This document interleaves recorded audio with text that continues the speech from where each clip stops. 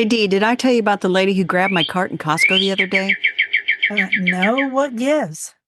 Well, I was browsing books and I thought, oh, my cart's in the way. But she grabbed it because she saw that I had the wax amaryllis bulbs in there and she wanted to get my attention. And I assume she did. She did, and she was all like, "Where'd you find those? Where are those in the store?" And then she showed me her shopping list, kind of covered up part of it. It's like, I don't care what you're buying. It's at the top was amaryllis, and she says, "My husband's gonna have to get his own cart because I'm gonna buy a bunch of those." We had a nice chat about waxed amaryllis. You just never know, right? You just never know. Oh, that's funny. Okay, so I need to get to Costco to get some. Did I tell you I ordered three more though that are just red? It's that little short miracle. It's Yeah, called Miracle and it's red. I tend to like the short ones anymore. You don't have to prop them up as much. And I yeah, think Miracle, you don't prop up at all. really, But with the waxed ones, you don't do anything. exactly. So you better hurry because they are going to sell out. But I'm going to hurry up and get us started before we go off into amaryllis land, which isn't even a topic today. It's not. Welcome to the Garden Angelus, where we talk about flowers, veggies, and all the best dirt. I'm Carol Michael from Indianapolis, Indiana. I have a suburban garden measured in square feet. It's about a third of an acre. And I'm Dee Nash from Guthrie, Oklahoma, where I garden an acre and a half on 7.5 acres. Still the same, acre and a half. Yeah. Okay. We Keep call going. ourselves we call ourselves Garden Angelists because we are evangelists for gardening. We love gardening and we want others to love it too. Yes, we do, in spite of me being this way. And we aren't afraid to spill the beans and tell all of our gardening secrets, the good, the bad, and even the ugly. But that's enough of who, what, when, where. Let's move on to this week's episodes. And you have a note in here for me. We'll have two notes. I didn't put one in there. We should make a note that this is episode 1 of season 7. We're starting our 7th year of doing this podcast. And you decided that you had these extra gardener magazines. That's I do. number 2. Right over here to my And right. and so we had several people that commented, and the winner is Beverly. And so Yes. you can comment to Beverly or whatever, or if she hears this and hasn't heard from us, she can email you at d@dnash.com and you'll get the address so you can send her the magazines. Congratulations, Beverly. Yes. And also, a thank you to everyone who commented. And they all said such nice things about our podcast. And it was a joy to read all of your notes. And we love celebrating with you too. And so I want to point out that my little deal in the intro is not me being tired of doing the podcast. That's not it at all. It's just being tired. I mean, it's the end of garden season and an acre and a half is really big. So I'm doing some thinking on that for next year, which is part of my update. But let's do your update first. So, we had good weather, we had not so good weather. We have great weather today. This is Sunday again. I did some weeding on Monday because it was so beautiful. And this one area, I've got allium seedlings everywhere, which is a pain in the butt. And then I have cut back my peonies later in the week and I binned them, as the Brits would say. I threw them in the trash before trash day. Also, I talked about that post that's holding up the arbor, that's holding up the wisteria that was about to fall. Yes. So I don't want to say too much except that it was stakes and 2x4s, and it is quite the contraption that I think will keep it up at least through the winter. And it looks ridiculous.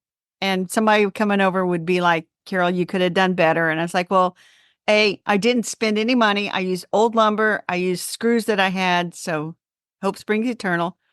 You could just cut that wisteria to the ground. I could. It would come back up once I get everything shored up. Yeah, it would. But it's a Something to spring. think about if it doesn't work, right? Exactly. So I bought some new front wheels for my mower at Menards. And then, like 5 minutes after I get home, I'm like, these are not the The right wrong ones because it has to kind. have the gear behind it. So I ordered some. They're here. I need to put them on. And to this afternoon, I'll probably mow up some leaves. We'll get to that in the update. Of course, I have my waxed amaryllis bulbs. They're Yep. doing gangbusters. And my poinsettia, I put on the Instagram and I said, I hope this doesn't break Instagram, but there's a little leaf that's turning slightly red. Okay, Anyway, so that is so exciting because I've never done that. That's awesome. That reminds me, I went to it's just a tiny leaf, though. I don't see any flowers forming. I just see that one little leaf. just the fact that a leaf is turning slightly red is impressive. So it'll get there, Maybe. maybe. Maybe it'll take years. I don't know. I went to Walmart this morning after church because I had to get some bird food because we put up the bird feeders. That's part of my update. And when I walked in, they had the prettiest pots. They're ceramic Uh-huh. pots, and they have tropical plants Yes. around a poinsettia. How many did you buy? I didn't buy any because it's not even I Thanksgiving know. yet. Menards had a bunch of little poinsettias out there, and What the heck? but you remember last Christmas, if you'll remember, I was frantically going out a few days before Christmas to find one poinsettia so that I could over summer it. And that's the one behind me. And Yeah, I mean, this was a poor bedraggled thing when I finally found it. So don't wait too it looks a long. lot better than when you Don't found wait too it. long. I won't wait too long, but it seems I don't know. It seems too early for that. But they were really pretty pots. I may buy one and take it next door to my new neighbors. Oh, that's a great idea. Although their house is black and white. Okay, on the outside, it's that thing that the kids are Yes. doing now, the black and white houses. Well, I thought about actually going and getting them a black ZZ plant, like the one I'm looking at, in the white pot and saying, "Here you go," and seeing if they understand that I get them. You could do that. That's an idea too. So the other I thing I know. should mention is this morning I look like this, Dee, because I've been out putting the patio away and got everything. You look I've got fine. everything under a tarp, and I always laugh. And it looks like, and this is a reference to how old we are. It looks like when the Beverly Billies loaded up the truck, moved to Beverly Hills, that is, because it's everything's under a tarp Yes. on the back patio, just kind of strapped under a tarp. And I still have to secure it down. But anyway, enough about me. What did I do this week? I don't know. What did you do? In a fit of exuberance on a really pretty day, I went out and planted all of my bulbs, and I also cut back my kitchen border, because I have to cut it Right. back to see where to put the bulbs. And that'll take us into our question of the week when we get there. And then I also ordered a few of the Irish reticulata or hystroides. I don't know. I don't know which one they were, but the little ones to put by my back door because that armadillo dug a bunch of stuff up and I bet they don't come back. And I really Uh-huh. enjoy that in late winter. It just makes me happy. And so that's a tip, people. Plant your bulbs where you can see them nearby. And then my son and I don't know why my voice is doing this all of a sudden. My son and I cleaned up the leaves right at the front door because one of the nurses who came to see Bill's on home health, she almost wiped out because Uh-huh. we have these two stone steps that you get from the driveway down to the sidewalk, and they were covered in leaves and she couldn't see and they were wet. And I'm not kidding, I saw her. She just about core body strength saved her, Carol. That's all I'm going to say. So we cleaned all that up so it would look better. And then let's see, I also made a quick reel for Instagram, just went around and took some photos. Brennan and I did some other stuff. We got the hose reels and reeled in all the hoses for the upper pasture because I do occasionally water up there. That's about it. I mean, Yeah. but it took all afternoon. But So but busy, that's a busy, good busy, busy D. tip about cleaning up leaves on sidewalks and steps and stuff because just a little bit of rain or even heavy dew on them and they are like ice rinks. Slick as snot. Yeah, very slick. How about favorites? What's your favorite? So here's one that I didn't ever think I would have in February. I mean, November. I don't know why I said February. November. So I went around to take pictures for Garden Bloggers Bloom Day. It was just getting ready to rain. I ran back to the vegetable garden because I knew that alyssum was still blooming back there, a couple of snapdragons. Yeah, And I looked over and the lavender is acting like spring and it was blooming. mine bloomed again. So What the heck? I don't know, but I cut those Friday morning and brought them inside and put them on a vase on the table. I put a napkin under it. Yeah, did it make you happy? Yeah, they're just, I didn't even put water in it. They're just going to dry out and it just kind of makes me happy. And the little things will fall to the ground or onto the napkin, hopefully. So I featured them in the Garden Bloggers Bloom Day post. First time ever that lavender got featured in November. Yeah, I And bet. I picked one last ripe fig out there. Oh, yeah, I guess. I don't like figs, but Yum for you. I'm happy. What's your favorite? Uh, can I also just say that we did that Arthur's? Yes, book authors talk gardening. Yes, Yeah, that was it fun. was. That's the funnest one we've ever done. The four authors were It's on great. YouTube. I watched some. Did you watch it? We'll link to it if it's on YouTube. I had several people. It's on you. I just watched the intro. Oh, was it okay? Do we do all right? We are fabulous, Dee. Oh, good. I'm glad to hear it. We emceed that, but it was just really fun to talk. We actually also did a breakout room and we did it with Stephanie and what's the other lady's name? Stephanie talked Don't ask more. me. Sorry. Michelle, Stephanie and Michelle. Sorry. This isn't in our notes at all. And it was just really, really fun to talk to them about vegetable gardening. And so that brings Youngins. me, They're young. They're youngins. they are young and they're sweet. They're doing a great job with their small scale homesteading is their book. We'll link to Yeah. that too. Might as We're well. gonna, yeah, we're gonna actually review that later. All right, so here that takes me to something I was thinking about. This year, I have a totally different attitude. Usually in fall, I start to get down in the dumps, late Right? fall going into winter, just because, it gets more stark. Of course, this year we still have leaves on the trees because, well, we have a very late fall. But, just putting out the bird feeders was really lovely and that brings me to my favorite. So it's my very large maple tree. All right. So 30 years ago, I think, no, is he 29 or 30? He's 29.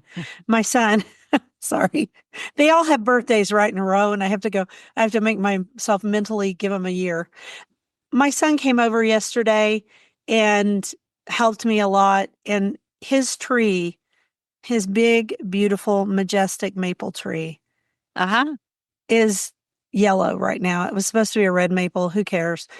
That thing is huge. And I'm actually going to do a reel about it and about how if you plant something when you're young or when your children are young, then later you get to enjoy it. And now I've Right. replanted those other two maple trees.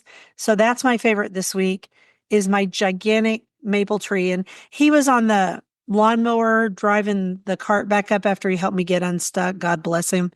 And we were riding and I was walking that time because we traded back and forth because he was tired. He had just sawed off two stumps for me. It was really hard. And I'm walking past his tree and he's driving past and I go, your tree, your tree. And he looked over at me kind of like, yeah, mom, sure. That's cool. Yeah. But to me, it's a big deal. I also did it for my daughters. I had trees for them too, but they were silver maples and they died because back then I didn't know any better. Don't plant silver maples. They suck. That's right. Well, All I right. tell you, I have a story about silver maples. So at my nephew's house, and they're not really into gardening. So when Aunt Carol brings stuff over, so unbeknownst to me, the city was, I think they were giving away free trees and they got a silver maple and they planted it and their power line into their house, because it's an old neighborhood, goes through that tree. And I'm like, this is a mistake. And I think you should just cut this tree down now. Well, they call that their daughter's tree. And so on the other side of the yard, I planted an ironwood, Perodia, I think it's the Mm-hmm. genus. It's a beautiful tree in the One of the fall, and best trees ever to plant, by the way. they wish they weren't opposite sides of the yard because that Perodia is never really going to get into those power lines. It's So, more so cut down the ugly silver maple and then call the they won't Paradia because it's their but daughter's tree. no, listen to me. Just call the ironwood their daughter's tree. No one will ever know. So, and then I planted that little evergreen, which is if it's a foot tall. And I said, well, make this your son's tree. Take a picture of him every year with this. He's a year old now, but that'll be Yeah. his tree. Take a picture Well, with he him can't every do year it. next to that tree and watch that tree grow as he grows. So Yeah, anyway, that silver just maple will just crack on them and die someday. That other maple that I planted that was supposed to be the red maple, it now has one time a storm came through and broke it in half. And I thought, uh-huh. oh, it's over, right? No, I left it. It's now a multi-trunk. It's got two or three trunks. It's just huge. Cool. Anyway, all right. So, question of the week has to do with what I did this week. So the question, and you got this question, is how do I keep squirrels from digging up my flower bulbs? And I gave a smart aleck answer to your text about it. So You you did? can give a real answer. Yeah, I said, tell the squirrels, no, don't do that. Now you're giving, Yeah, that works. Okay, so I don't have a huge problem with squirrels digging up my bulbs. I don't know why. I just don't. See, I probably because I have so many oak trees that they have lots of acorns to mess with. yeah, And they're right, right now, the stupid things are running all over the yard, digging and planting acorns and just being I mean, they're just being hysterical. So they're fun to watch. That's the first part. But if I lived in suburbia, I would take hardware cloth or chicken wire and I would cut it and then I would pin it down over my bolts and they can't dig that up. They're not that strong. And the armadillos are done for the year. So yes, that's good news. And then I also plant my new bulbs because they aren't going to dig up your old bulbs from way, way back. Now, the armadillo did. He dug up all kinds of stuff and I planted them back. But plant all your new bulbs in an area that you can walk by daily. Because if you see right. them dug up, you just stick them back in the ground. They do just fine. And then I just plant them all kind of in one place to make this easier. That also has to do with how to love your garden more, which I think I wrote a blog post on like 2 years ago. And one of the things was plant things where you can see them. Right. I do have one other suggestion if Cool. squirrels are a problem with your bulbs. I think Red. putting the bulbs in a red pepper, no, that wasn't it. Oh, I heard that out at the art museum where they plant hundreds of thousands of bulbs that they use plant skid and I don't think they soak the bulbs in it, but they spray the bulbs down with plant skid as they're planting them. And then that odor keeps the critters from digging too much. But yes, and again, I can't there, I can't use it anymore because it's mammal, but yeah, yes. but there, they also have tons and tons of oak trees and different things. So, but that's another thing people try. That's another thing and it works pretty good and it works for deer too. So we have a texted question. Let's let's leave it for next week. That'll be Good next week. idea. You do the So we'll quote. answer. Okay. This is the month of nuts and nutty thoughts. That November, whose name sounds so bleak and cheerless, perhaps its harvest of thought is worth more than all the other crops of the year. Henry David Thoreau. Did you do that on purpose? Did you choose that one because of the squirrel question? No, you put the quotes in last week before Oh, the that's squirrel right. question arrived. Serendipity. All right. So you had this great idea to talk about the whole theme of this episode, which we haven't even gotten to yet, is cottagecore, which is this new term. Yeah, So they call it cottagecore. You and I see it a lot on Instagram because I think we're more cottagecore than anything. yeah. And I looked up definitions, and the one I liked was related not to the inside of the house, but to the outside. It should look like someone plopped the house down in the middle of a garden, Hmm. climbing blooming flowers at a good dose of English charm with relative ease. So it needs to look like it was easy. It needs to look like that, beautiful flowers everywhere. Yeah, it is easy, sort of. So we thought we would talk about cottagecore flowers. And I joked that I guess my house is log cabin cottagecore Probably. because there's some things that you don't do because my house is made of wood and logs. So I don't have a cottage, but my gardening style is definitely cottagey because I always said it was English garden style with an Oklahoma accent because it That's has a good way to plants put that it. like Oklahoma. All right. So our favorite cottagey flowers, and you said, and I added two.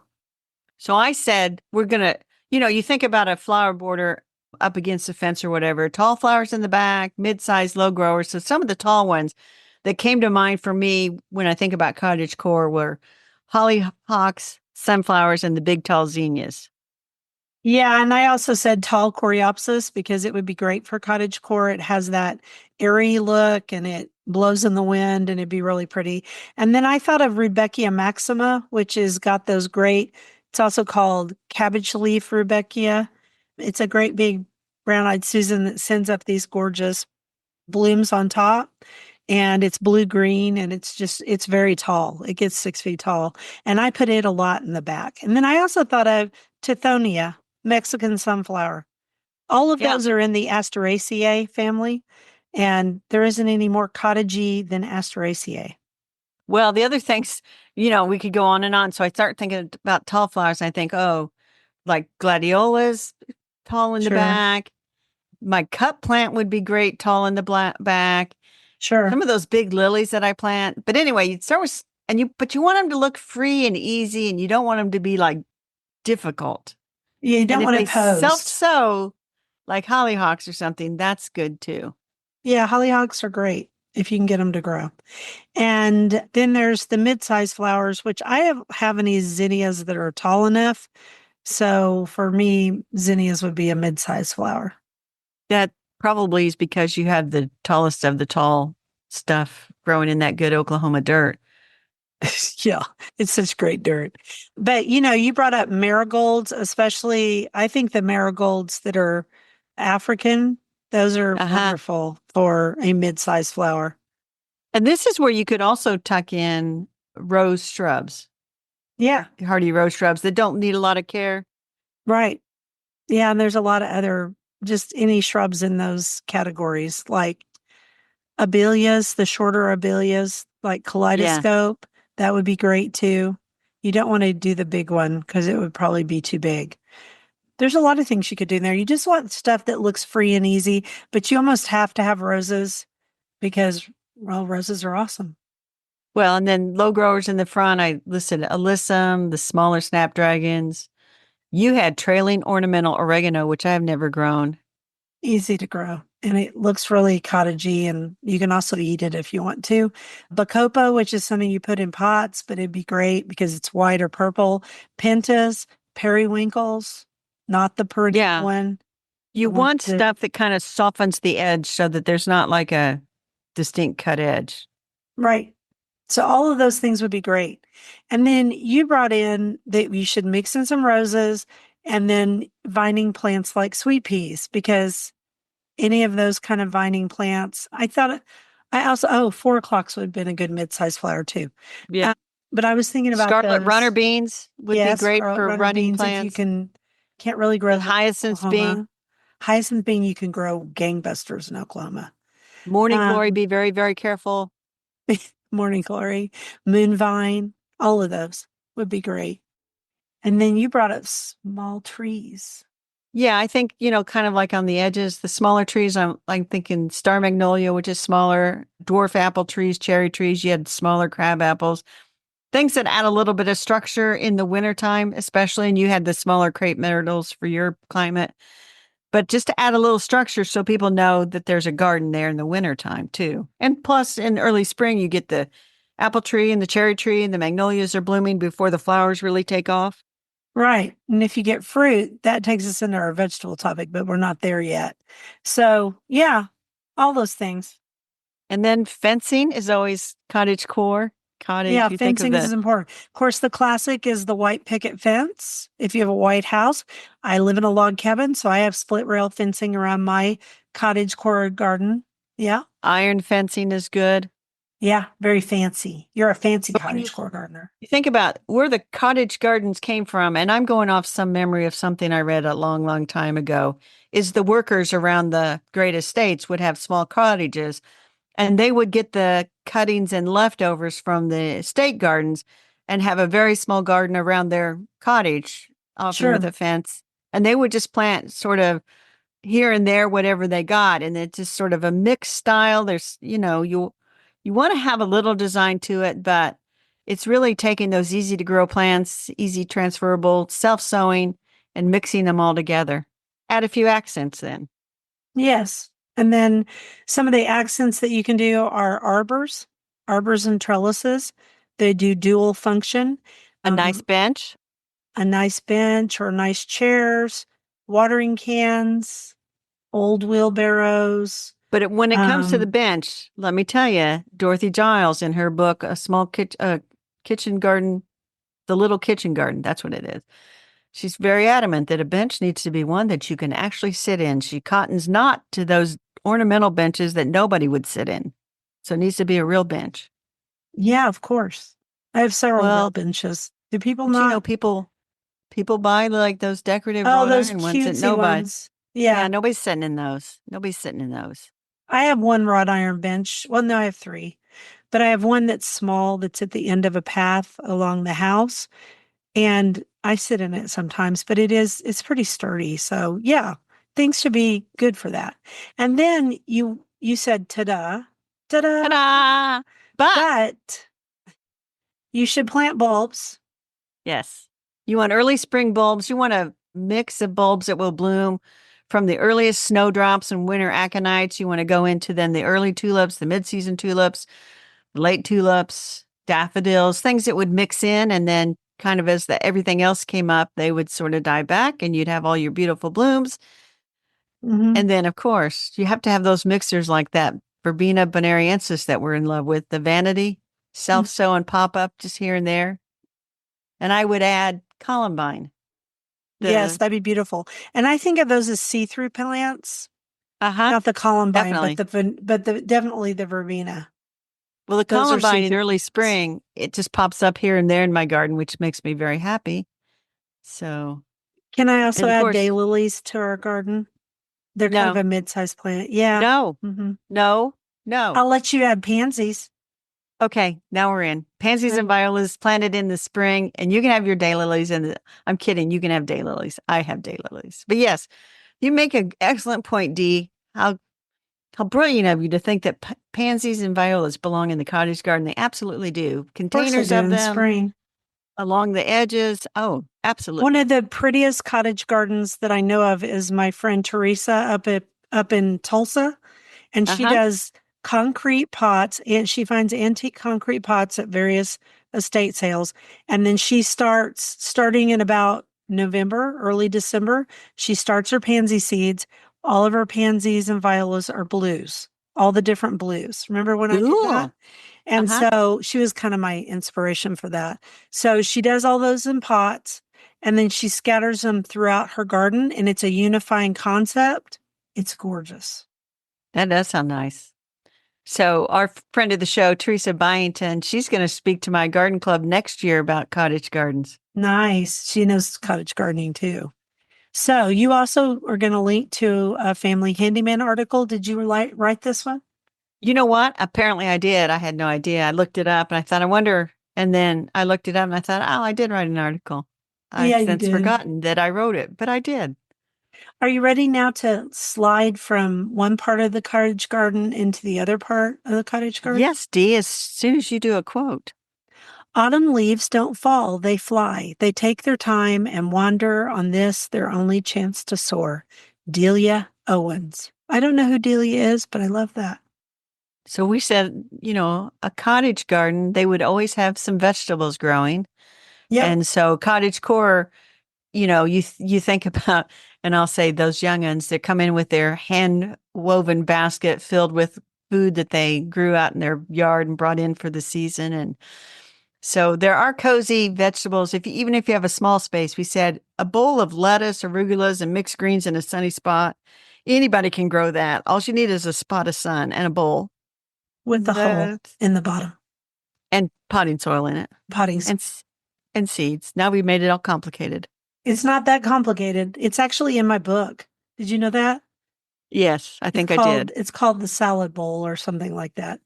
So you Catchy can do name. yes, a little punny, but it's okay. So you could do lettuce, arugula, mixed greens, any of those things. Cherry tomatoes growing up a fence panel looks nice. We talked about that in our breakout room of the author's deal we did because they Yes, we did. fence panels. And then green beans because, green beans are delicious, but you don't grow them usually at the same time you grow your lettuces. They're a later crop. Yes. And plus we always bring up green beans. And then, you want to harvest in a basket made of natural materials. Or But a most trug. importantly, A yeah, garden trug would be a nice. garden. Yeah. Don't forget the herbs near the front door for quick snipping. And this is something that I should do better at. The one container by the back door, I should put herbs in there this Mine are in next my year. kitchen garden, which is right out my back door, and it's a lovely little walk up the brick sidewalk, and there's all my herbs. And you know what? I use them all the time because they're in that garden. Yeah, if you had to walk all the way to the back, you wouldn't do it. Oh, and every time I go for a garden coaching deal, they always want to put their kitchen garden way back at the back of the lot, and I'm like, put it close to your kitchen. You will Exactly. use But it. it You will not go harvest things way out in the back. You will harvest them close to your house. Make it now, pretty. yeah, technically, not technically, but ideally, the vegetable garden should be in the sunniest side of your house. So if your house faces south, then, if you have the right kind of neighborhood and the right kind of cottagey garden, you can intermix your vegetables in with your flowers and make it very lovely. Definitely. Just don't overshade your vegetables with your flowers because who would know how to do that? Me, because I do that every time. I start with a vegetable garden and I get more and more flowers. And next thing I know, the poor vegetables are on the run. So you have to be careful about how you mix all that up. Yeah, but if you do it right, you can do it. And the way Totally I would do do it. it, if I was living in that kind of neighborhood, what I would do is I'd get one of those Vigo beds like you have, and I'd fill that, and that's where I'd plant my vegetables, and then I would plant flowers around it. So the vegetables have their own little contained space, their own little I raised totally bed. did that this year. Yep. That's what I would do. I would I do put the like Dee. marigolds and then I put the tomatoes and I did a lot of cherry tomatoes and it was a lot of fun. So we're So, talking about vegetable gardening here. It's November. We're wrapping things up. But Dee, let me tell you something. I'm cleaning up my back patio. And I remembered the cucumber that I grew in a pot that was my best producer because my cucumber thing was, anyway. I decided that I still have a bunch of those seeds. I'm going to try those seeds in the wintertime and see if I can get me a cucumber, in January, February. okay, you do that. Enjoy. I will. I will. I'm Um, having such success with my poinsettia. I've got to keep experimenting. you're feeling chuffed, as it were. Exactly. I'll do a quote and we'll talk about the bookshelf. Can I say one thing before you go away from here? You can. Those fruit trees that we were talking about earlier, those small fruit trees, Yeah. they'd be perfect in this because of this very thing. You get fruit, you get veggies, and you get flowers. Okay, we can move Flowers. on now. Yes. For some of us, books are as important as anything else on earth. What a miracle it is that out of these small, flat, rigid pieces of paper unfolds world after world, worlds that sing to you, comfort and quiet you, or excite you. Anne Lamont. So on our bookshelf, we have two books this time because we decided to keep that cottagecore feeling going. And the first one is by Carol Klein and it's called Life in a Cottage Garden. And it is a month by month book. And I really kind of love it. She just gives you lots of great information. Plus, you get to go through Carol's garden with her, and it is definitely cottage style. And she also teaches you lots and lots of useful information. And it's just really It- it's just a good, what year was that from? it's not very old. Hang on. Let me look. Our pretty, pretty garden, which I think is in the Dorset Hills, but don't quote me on that. I could be wrong. Well, Could be. where is the published date? It's BBC Books, so she did it in connection. You know what? There's no publishing date on this book. I'll get you a publishing date. She'll go to Amazon and get it. But it starts in 2011. January. Okay, so a long time ago, actually. Let me look at November and see what she said real quick. Oh, her November looks like mine right now. She still has a lot of really pretty color in her garden. I'll just read you the very beginning. As November begins, the season changes, sometimes almost imperceptibly, sometimes dramatically. There may be weeks when all you are aware of is a slow slide, color becoming diluted slightly day by day, as though slowly and steadily, drip by drip, more water is being added to nature's paint palette. How's that? That is very nice. And there are lovely comments about it on Amazon, but it says it's a wonderful gardening journal. The BBC's Carol Klein, with characteristic warmth, eloquence, and infectious enthusiasm, tells us the story of a year in her beautiful garden at Glebe Cottage. I guess that's Glebe, Yes, it Glebe. is, Glebe. And she's showing me a picture of her with her tulip bulbs in her hands, ready to plant them. So she plants tulips the same time I do. What I like about Carol Klein as well is when you showed that picture, her hands look like a gardener's hands. The They're woman dirty. has not gone to get her nails done. They're not all prissy. Dee's got her nails done. No big deal. It's like my sisters and I were comparing fingernails the other day, and they're like, my sister's other sisters going, "Where do you get your nails done? How does she do that?" And I'm like, "How about my manicure?" Yeah, I do get my nails done and I wear gloves, but I don't have them done much in the summer because I really can't keep polish on them. But what I like about Carol Klein is that she has infectious enthusiasm.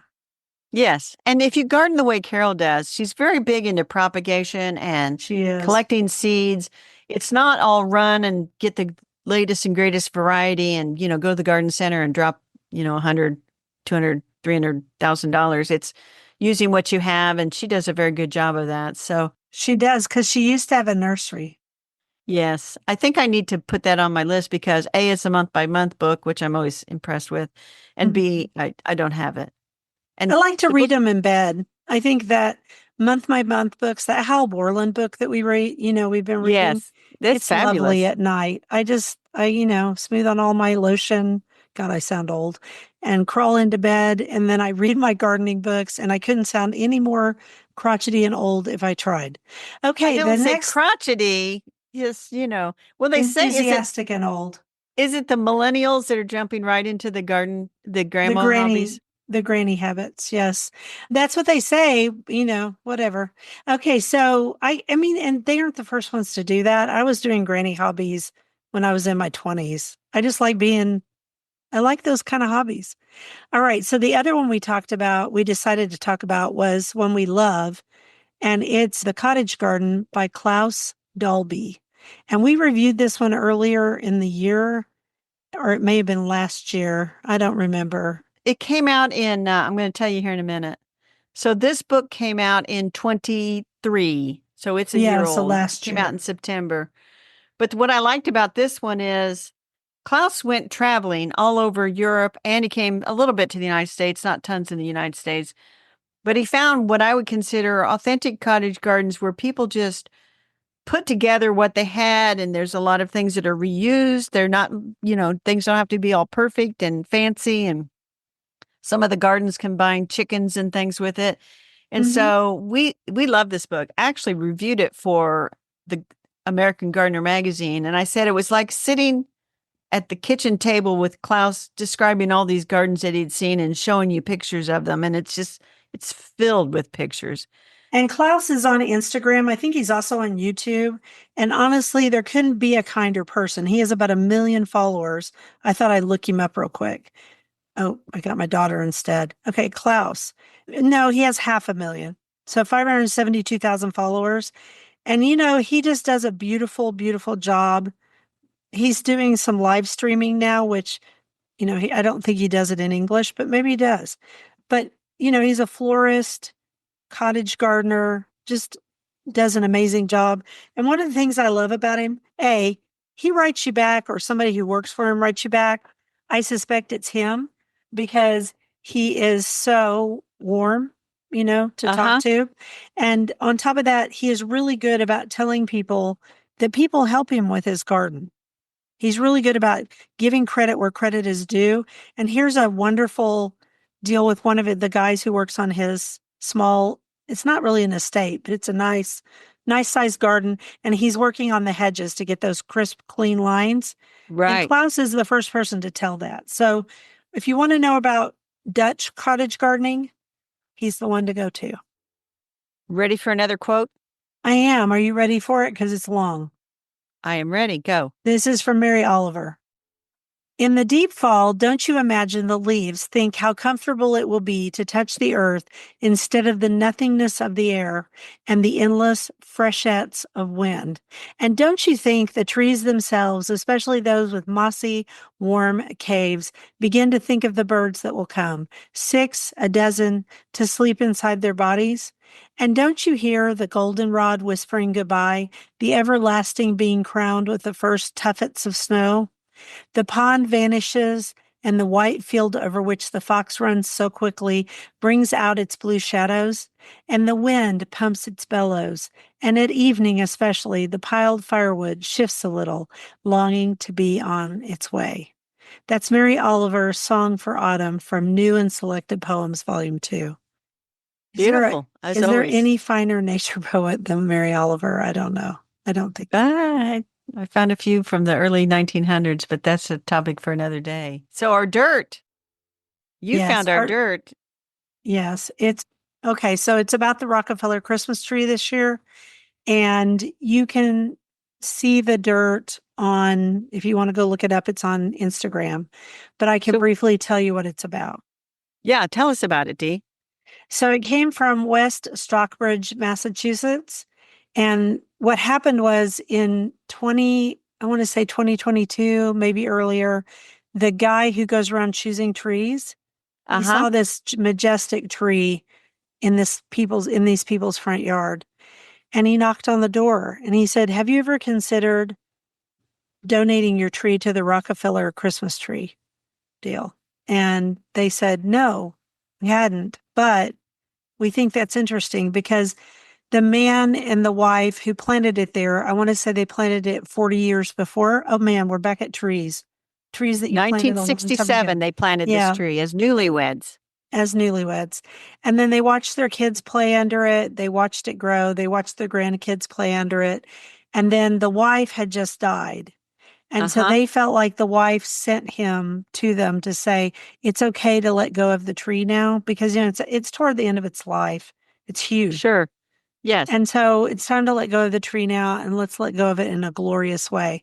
So they said yes. And they said goodbye to the tree. And the tree, I think, has actually been raised at the Rockefeller Christmas, Yeah. Yeah. Rockefeller Center.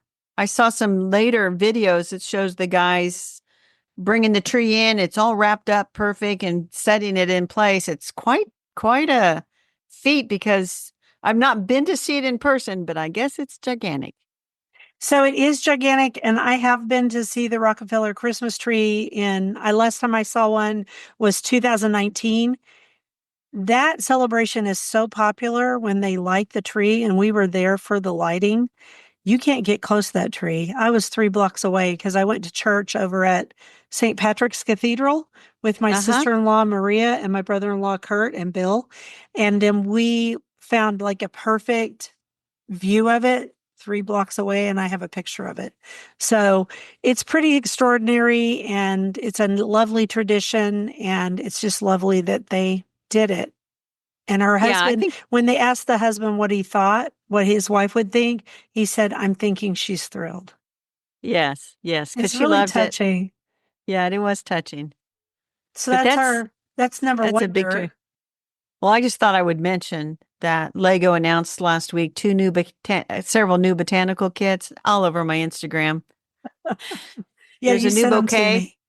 There's a new bouquet called Pretty in Pink. Now it's $60 and it doesn't come out till January 1st. And they said, why are you announcing this and then putting it out after the biggest shopping season of the year, January 1st? And then there's another one called I think it's just called Floral Arrangement that you make the vase out of Lego too. And it's $109. Yeah, they're very expensive. I think I know why they put out Pretty in Pink in January. I just To have a brighten guess. up. To brighten up January. Because you know what? It'll Exactly. just get lost in Christmas. And don't they already have a poinsettia? Yeah, poinsettia, and they've still got those for sale at Costco. I saw them for a Eh, discount. So hopefully these two flower arrangements, maybe they'll show up at Costco for a few bucks off. Because there's Yeah. one other thing they came out with. It's available now, and I'm not getting it, but they have a botanical garden set up, which is a Oh huge my conservatory. God.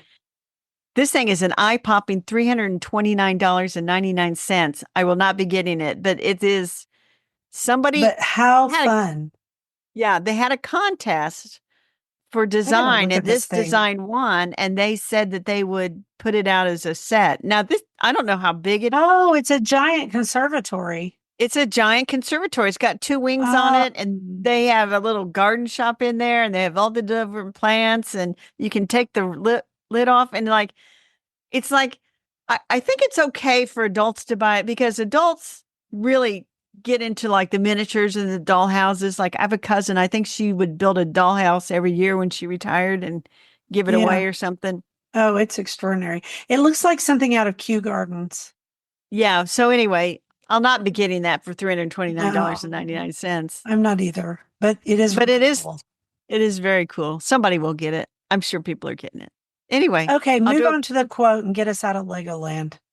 All right. To English folk, the mighty oak is England's noblest tree. Its hard-grained wood is strong and good, as English hearts can be.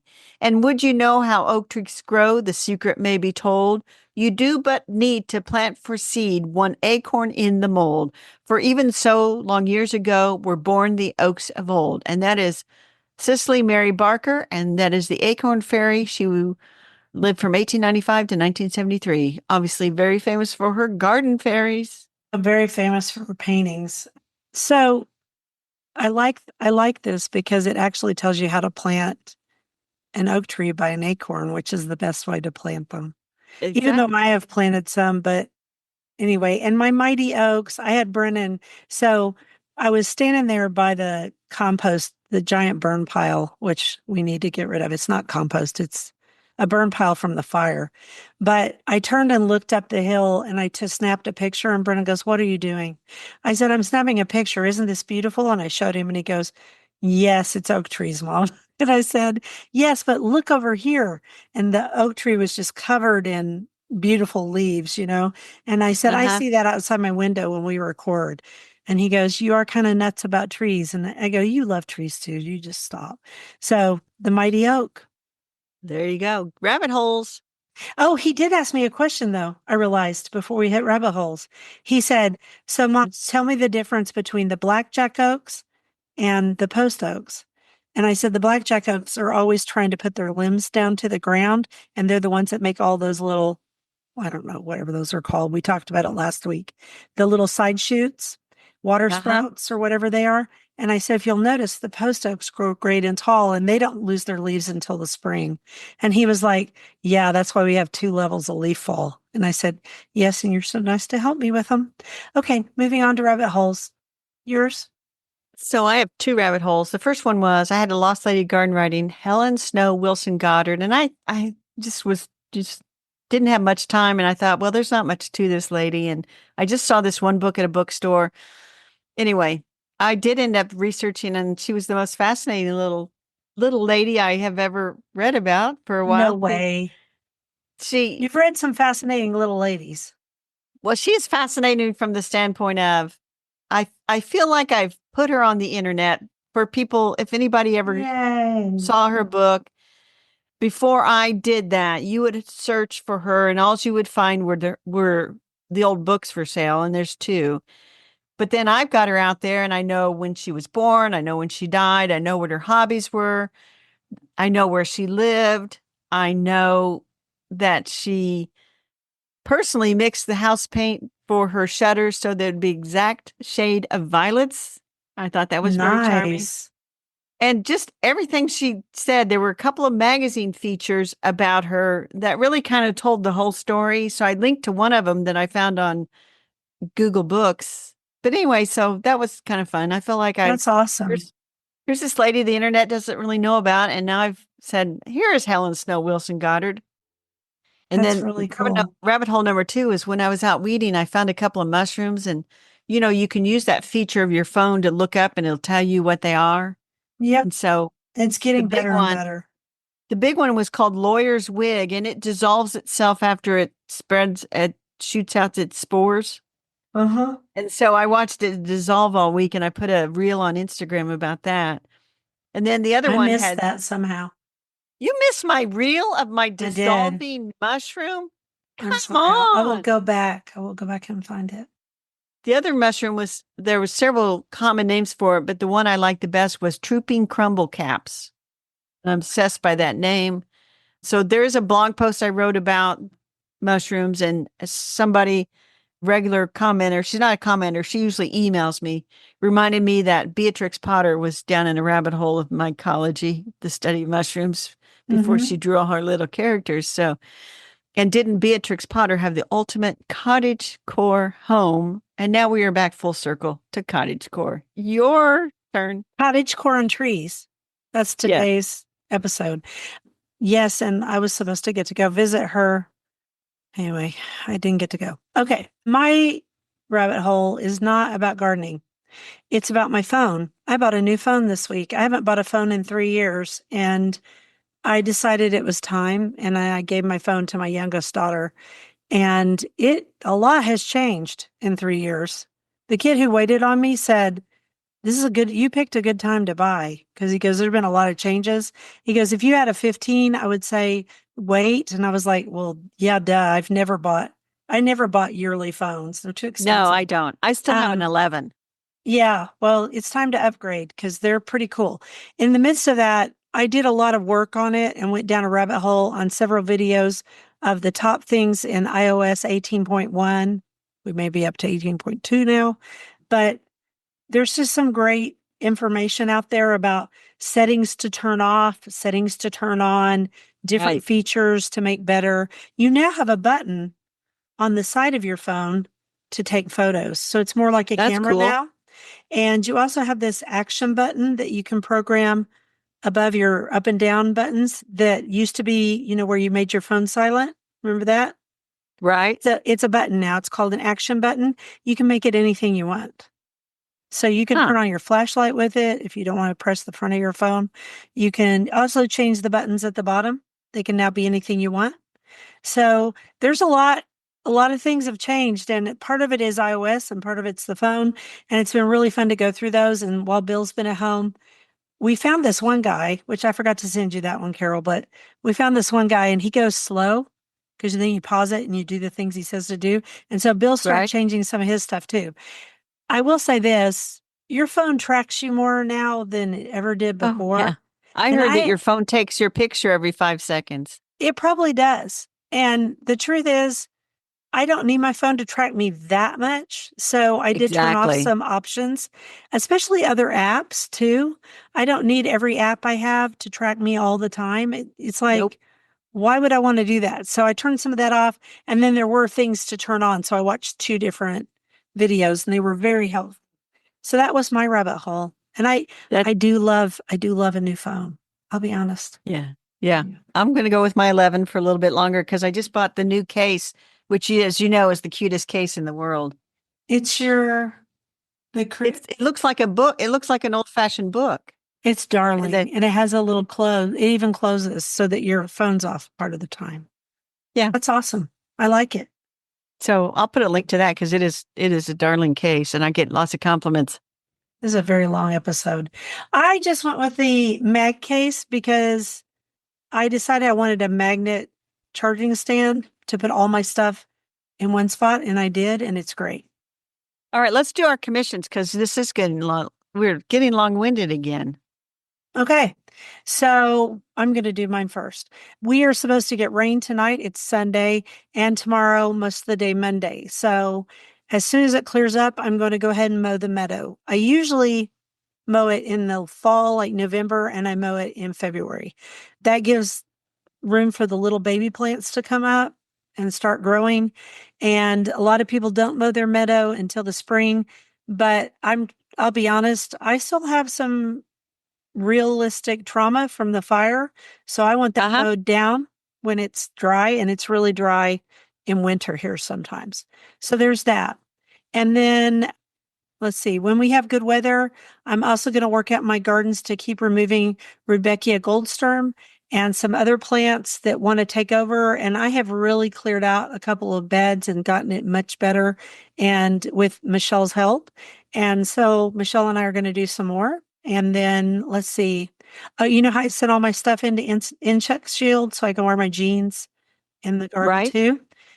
They're working on them and they're getting ready to send them back. And then I'll be able to wear my cute overalls, and that'll be fun. And then I'm also going to start moving some plants out of those front two beds. Like I'm going to put my pink muley grass in the garden proper. And then I'm going to move some stuff up to the meadow, which is another reason to mow it so I can see where to plant things. Because I've decided, and I quit mourning it, I'm going to dismantle those two beds out by the street. And that will cut my gardening down at least by a quarter, maybe a third. And so I'm going to do that. And when Brennan was over, I said, before we start working on anything, come up here and tell me how we're going to do this. And he goes, I'll just bring out my mini backhoe and the trailer or the dump truck and we'll just get it done. There you go. And he goes, but you got to move the stuff you want to move first. Because he goes, all that stuff will be gone. I said, well, I want you to spread all that good dirt on the grass that's there to feed the grass that I don't water. I don't water that grass, but if it has good soil, all the better. All right. That's it. You made me rather tired, so it's a good thing I've already got my patio pretty well put up. So the weather is finally turned towards winter. It's like the dial is kind of like, oh, we finally got towards winter. But today and tomorrow is supposed to be like high of 63. Love. Tuesday, high of 69, but there's some rain coming in, and I need to look to see when that rain is coming in. Ah, it's in the morning. That's no good. So probably today and tomorrow, this afternoon and Monday, I will be mowing up leaves and picking things up. And I would hope by the end of Monday, Tuesday, the garden is pretty well buttoned up and I'm just kind of working on stuff inside. And the first order of business is really get some seeds sorted. But I'm going to be a realistic and say, I'm getting the garden buttoned up this week and I'm going to call it good. Yeah. Yeah, I already buttoned up my deck as much as I'm going to. I might dig out one more grass. But you know what? I'm so pleased with myself for getting those pots taken care of. Yes. It'll make my life so much easier in the spring. That's my mantra for this winter. Do things to make it easier in the spring because in the spring I'm really busy. I garden coach more. Everybody's busy in the spring who gardens, et cetera, et cetera. Well, that's why when I did the big containers in the back, I dug out all the roots and stuff. So they're, you know, at about an Ready to inch of go? topsoil or yeah, they're ready to go. So that's the way we do it. And we are ready to go. We are done with this episode. Thank you for listening to the Garden Angelist. I hope you've hit that subscribe button so you don't miss a single episode. We publish every week on Wednesdays at 12 a.m. Eastern Time. If you subscribe to our free Substack newsletter, you'll get a link to listen to the podcast a day early. And if you want to help support us, use our affiliate links. If you buy something after clicking through on them, we're in a small commission and it costs you nothing. Or you can set up a monthly subscription through Buzzsprout or make a one-time donation through PayPal. Thank you to everyone who has done so. It helps us pay for podcast hosting. It was lovely to chat with all of you over the garden gate. Bye until next week. Bye, everybody.